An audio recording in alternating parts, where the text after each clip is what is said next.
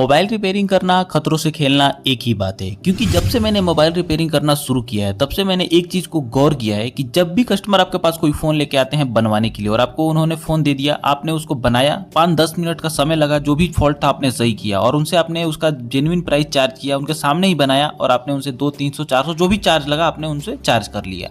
अब होगा क्या कि कस्टमर आपको वो पैसा देना ही नहीं चाहेगा। उनको लगेगा कि बहुत ज़्यादा ले रहा है, भैया 200 ले लो, भैया 300 ले लो, या फिर भैया बहुत ज़्यादा ले रहे हो। मतलब कहने का मतलब है कि आप उनके सामने अगर सही काम करके सही प्राइस लोगे तो उनको बिल्कुल देना एकदम, मतलब उनको लगेगा कि बहुत ज़्यादा है। लेकिन वही काम अगर आप अंदर जाके करके और उससे 1000 रुपये भी चार्ज कर लेते हो तो उनको बिल्कुल समझ में आएगा कि अरे हाँ ये बहुत अच्छा काम कर दिए हैं। और उनको आप अगर अच्छे से बात कर दी कि अरे भैया इसमें ये था वो था, तो समझ में आ जाएगा उनको कि अरे बहुत बढ़िया है, चलो उनको 1000 रुपये भी देने के लिए तैयार हो जाएंगे। तो इस तरह की कंडीशन होती है, इसलिए ज़्यादा बात नहीं